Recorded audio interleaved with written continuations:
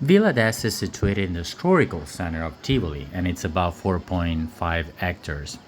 It was conceived and commissioned by Ippolito II, Cardinal of Ferrara, and son of the famous Lucrezia Borgia, which I'm sure all of you heard about. He didn't really like the official residence assigned to him in Tivoli, part of the monastery of the Church of Santa Maria Maggiore, so he decided to build this splendid villa instead. And the completion of the work it lasted about 20 years. Starting in 1560, many efforts were made to supply the water needed for the many fountains at the villa. First, an aqueduct was built to capture the waters from the mountain, but this turned out to be inadequate, and so an underground canal of 600 meters long was dug beneath the town to harness the waters of the river. Once the water supply had been ensured, work started on constructing the fountains, the ornamental basins, and the grottoes. During this period, the old monastery was converted into a villa, and the original cloister was modified to become the central courtyard, its southeast wall being that of the old church of Santa Maria Maggiore. The villa was designed according to the cardinal thesis, magnifying his virtues and lineage, and as a matter of fact, there's a statue of Hercules in the middle of the garden above the Fountain of the Dragons, which, according to historians, Hercules was the legendary ancestor of the cardinal's family, and also one of the old protected divinities of the city of Tivoli. Villa d'Este is still considered today one of the most fascinating examples of Italian Renaissance architecture and civilization. Ippolito II d'Este, during the conclave of Julius III, was proclaimed governor of Tivoli, an assignment that he accepted as a springboard for his future, but especially for his passion, archaeological excavations, which he could carry out because of the existence of the many ruins of Roman villas in the area. He took possession of this office in 1550, but as a man accustomed to the wealth of the courts, he could not accept to live in a simple austere convent of friars. So he decides to build this villa in the country, similar to the huge palace he was already building in Rome, in Monte Giordano. The two magnificent residences had to serve, one to give parties for his precious urban friends, and the other one to offer a pleasant rural stay that permitted longer and more comfortable soaks. The cardinal dies in 1572. But after his death, his nephew, Cardinal Luigi d'Este, inherited the villa, but his financial resources only allowed him to complete the work already started by his uncle. After him, the villa passed on to Cardinal Alessandro d'Este, and he wasted no time in starting a huge program of repairing, especially with the notable contribution of Bernini. After that, the villa passed on many more heirs of the family until it passed into the hands of the Habsburgs in 1803. But in this period, the complex worsened drastically. Finally, the villa was saved from what might have been an irreversible loss thanks to the Cardinal Gustav von Hohenlohe. And in 1920, with the peace treaty that ended World War I, the Villa d'Este became the property of the Italian state, which initiated a restoration campaign from 1920 to 1930. Of course, the war bombs landed on it and damaged it again, but repairs made immediately after the war restored the villa to its previous condition. Since 2001, Villa d'Este has been recognized as a UNESCO patrimony. Now we're working in this beautiful garden, which is a typical garden organized in a combination of terraces and downward slopes. It has a central axis and five main transverse axes that join the slopes and link the beautiful fountain situated at the edges of the villa. It is also filled with thousands of trees and plants of all kinds, just like the myrtle hedges at the borders. And here in front of us, we see the Bicchierone fountain. This fountain, name of the Bicchierone, large drinking glass in English, doesn't belong to the original plan of the villa, but it was added about a century later, maybe constructed around 1661, according to designs of Gian Lorenzo Bernini. The cheerful, bold harmony and fine style of the fountain clearly suggests the involvement of the great master who worked on several projects here at the villa, so not just on this one. With this beautiful architectural lines that we see representing a fine chalice held up by a giant seashell, the fountain owes its particular charm to its harmonious water play, which right now is not working, but when it does, it's a beautiful one. Now we're just walking through these pathways and beautiful bushes, but we just passed the palace before, and the architecture of it is very simple with a long main body of 3 stories, marked by bands, rows of windows, side pavilions, and in the middle we also have the lodge with 2 levels and stair ramps in the lower part, where we also find the fountain of Leda. We didn't care much of it because the palace, compared to the garden, is not even comparable in a way, but and also because many of the cardinal's precious furniture and antique statues were lost completely, but the rooms still have much of their magnificent painted decoration, and the main ones are arranged in rows on 2 floors and open to the garden, to this beautiful garden.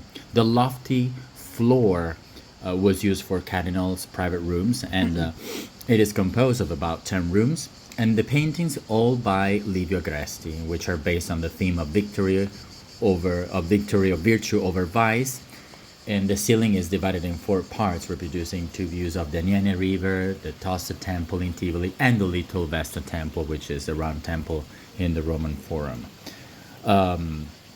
Now, during the live tour, we were able to see part of it, but the signal was not the best. And now we're seeing this beautiful grotto, and as we turn, we can admire in a few seconds. 3, 2, 1. This beautiful square, we could call it that way, which is and in the middle we have the Ovid fountain or Tivoli fountain, designed by Piero Logorio, realized by many artists. The fountain is a semicircular exedra with a basin in the center, which it takes water from the top. It's surely the main attraction here at the villa. The statues represent heroes of the mythology, which exalt the dynasty of the d'Este family and the greatness of the city, Tivoli. It symbolically represents the falls of Tivoli, while the cliffs of the upper part represent the Tiburtine Mountains, from which 3 rivers come down: Aniene, Herculaneo, and Albuneo. There are also 3 statues representing them. The Albuneo River is represented with a child in the center, and the 2 other statues are placed into 2 caves. This fountain is placed at the end of the avenue of the 100 fountains, while at the beginning there's the one of La Rometta, which we'll see later, placed there in order to correspond to the principle of symmetry or contrast of the parts. In fact, every element in the villa is opposed to another one. In this way, the fountain of Tivoli, this one, is opposed to the one of Rome, therefore seen as rivals, and they're represented as a horse for Tivoli and as a lion for Rome, both animals symbolized in the fountain of Rome. Now let's take a look as we're zooming in and out this beautiful work of art. Now we turn onto this beautiful avenue, which is the 100 Fountains Avenue. The 100 Fountain is one of the most beautiful and photographed places in the villa here at Villa d'Este. It is a 3-lined avenue that joins the 2 fountains of Tivoli and Rome. We saw the one of Tivoli, and we'll see the one of Rome at the end of this avenue. Look at this monkey. Most of these little faces are covered with moss, but still they are pretty. I mean, the whole complex is very enchanting. So it is structured on 3 plants in which the waters of 3 rivers slide symbolically, and is made up of 100 fountains with the shape of lilies, eagles, obelisks, small boats from which water, by the way, comes out. The presence of lilies and eagles is clearly connected with the coat of arms of the d'Este family, and the middle channel has 91 reliefs in terracotta.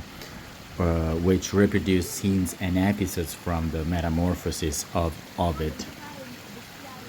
Now we'll keep walking through these people.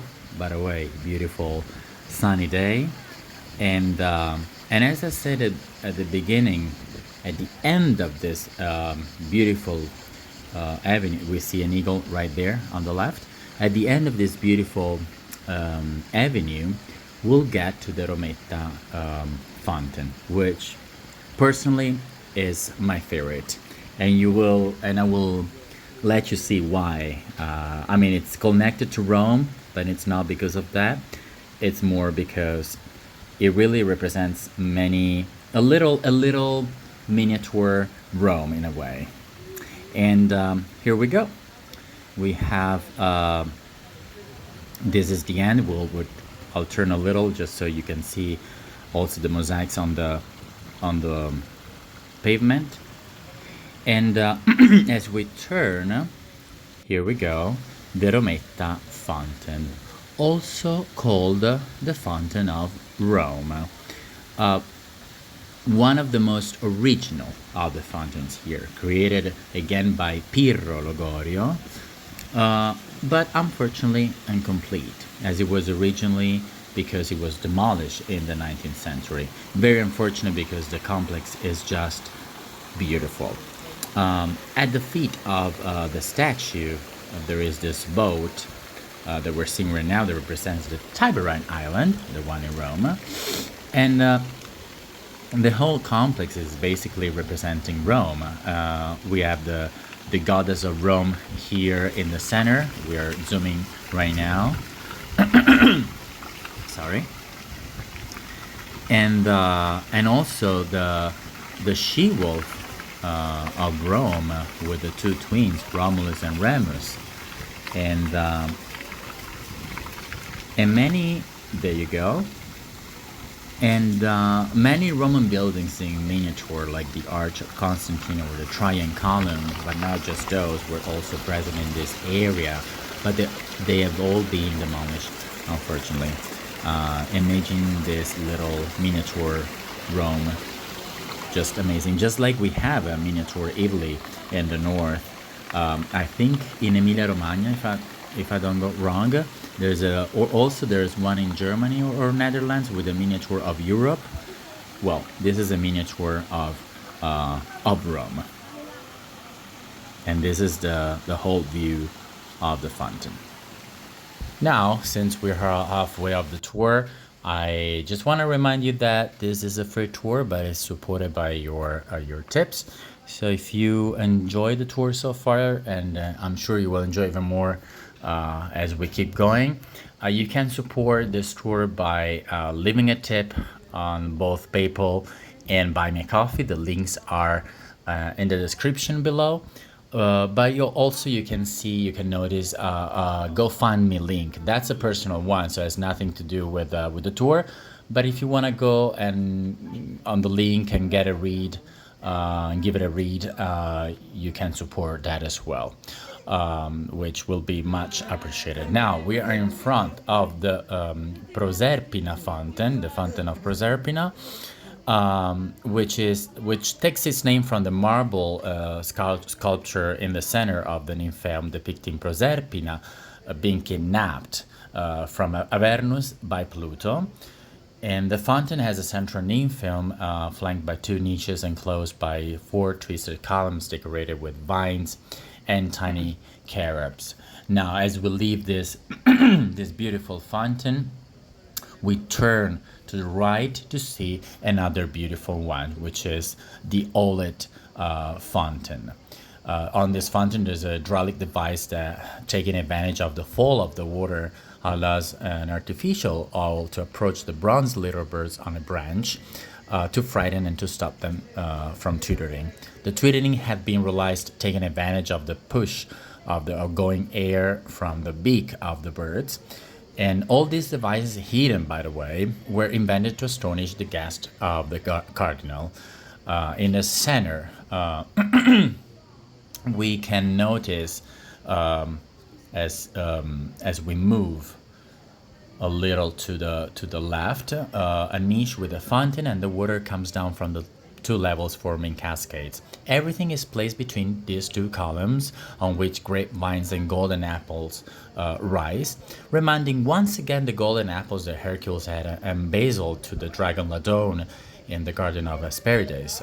On the top of the fountain, we notice the shield of the cardinal, supported by two angels, and near them there are two female statues. The highest part of the monument is adorned with two big lilies and a huge eagle, all symbols of the cardinal family. Now, as we keep going, we'll take a look at the view from this beautiful terrace, the view of the city, and maybe if we go a little down also, you can see there on the right the vineyards, and that's also one of the reasons why the cardinal wanted the villa here, the beautiful view, the vineyards, the beautiful red-roofed cottages, the sun right there in front of the villa. I mean, everything helped the cardinal to choose this spot. I mean, helps. Who wouldn't be happy to live here in this beautiful villa? Now, I just want to give you a whole view of the place, also to give you an idea of where we're walking. Actually, to be precise, the total there are many fountains here, but the total number of fountains and water features at Villa d'Este includes 50 fountains, 255 waterfalls, and 250 spouts and 60 water pools, developed over a total area of 35,000 square meters, which is around 377,000 square feet. So a huge place. This is my little curiosity, as I always like to give out some of them during my tours.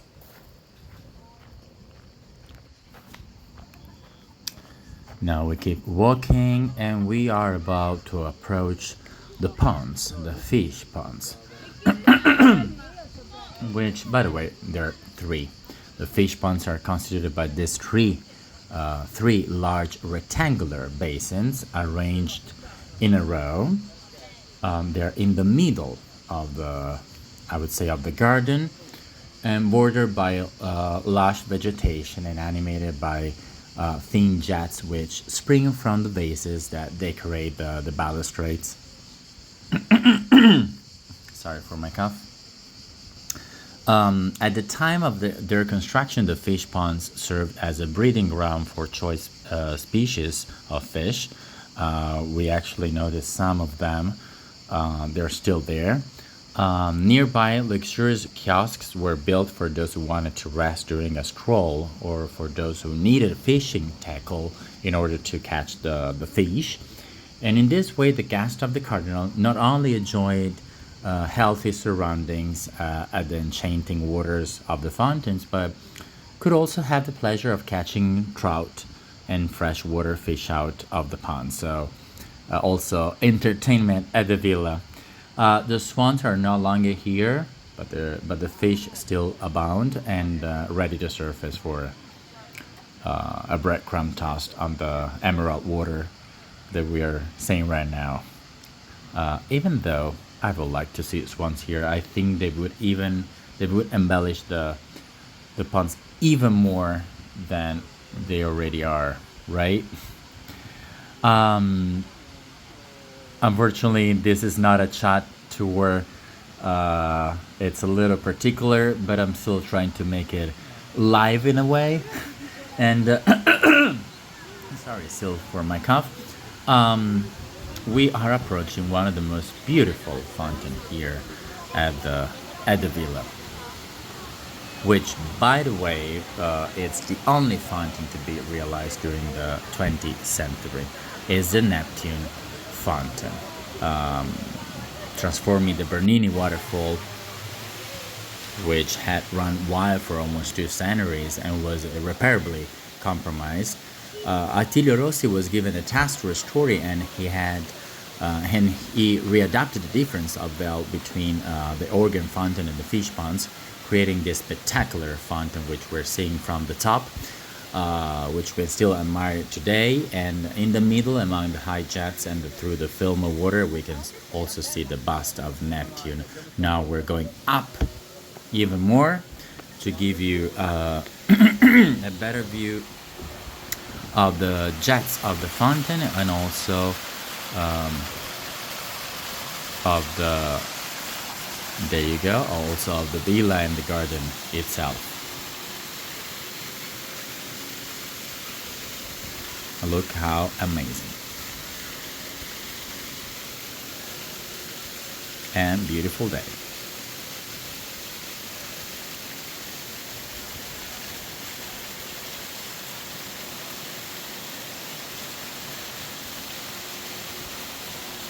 In a little bit, we'll see, together with the Rometta fountain and one of my favorite fountains of the villa, even though, to be honest, they're all very beautiful. And here at the end of this alley, we're turning right, which is above the other fountain, the Fountain of Neptune, the organ fountain. This fountain is just magnificent. It was finished after the Cardinal's death, so he couldn't see it completed. It's clearly Baroque, so really different from the Renaissance style of the rest of the villa. In the high part, there's a very high building with Baroque lines and decorations, as we're seeing now. And on the front, there is a balustrade of small columns, and just under it, an oval basin. And in the central niche, there should be the statue of the fortune or the goddess of nature. We're not sure about it, with a little temple protecting the hydraulic organ, whereas in the latter ones are the statues of Apollo and Orpheus. See the temple there in the middle. Beautiful, beautiful work of art. And the eagle on top again. This is just to see some details of the fountain itself. Is just magnificent. And the eagle, there you go. And the whole view of the fountain, just to give you an idea of the whole complex. Now we turn to the right just to see the view from the top, even upper from before. You see that balcony there on the right? We were just there before, and now we're even upper. And now we're doing this little this little alley. We're walking this little alley to enjoy probably one of the most curious of the fountain here at the villa, the Goddess Nature Fountain by Gillis van den Vliet. This fountain is a travertine copy of the famous statue of Diana in Ephesus. As a matter of fact, it's also called the Fountain of Diana in Ephesus. We can certainly notice the many breasts intended to symbolize the fertility of nature. Originally, however, the statue stood in the niche of today's fountain of the organ, and now it's in a very, very far place in the villa compared to where it was before. But in 1611, Alessandro d'Este had it moved to a more secluded location, this location, so as not to go against the strict laws of the Counter-Reformation, which condemned works with subjects typical of pagan worship. And now with the magical camera work, we go back and we keep going. We keep walking through this beautiful tour. Now we're almost at the end of this tour. We're missing just one fountain. So reminding you that you can still support by clicking on one of the links below. You have PayPal and Buy Me Coffee. But you also have GoFundMe link. It's a personal one again. If you want to give it a read and you feel like supporting, I will appreciate it a lot. This tour has been amazing. It's been amazing to be with you, even if not personally, as we always do. But this is really the maximum I could do. Hopefully you enjoyed it as much as I did. And now finally, the the end of the tour with a beautiful fountain, which most people don't even visit it. They feel like it's also little in a secluded location, and many people don't even come up here because it's also the end of the of the villa. But it's the Fountain of Pegasus, which is called this way because of the statue of the rampant Pegasus in the center of the fountain, a mythological creature born from the beheading of Medusa by Perseus. Pegasus appears with his wings closed and his hind legs resting on a boulder, a position that seems to prelude his imminent leap into flight.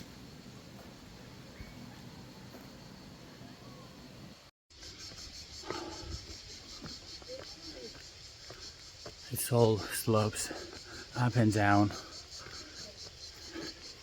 Trust me, alive would be way better. Even more exhausting. Like I wouldn't even enjoy more, of course, because I have the interaction with you. So doing all this climbing alone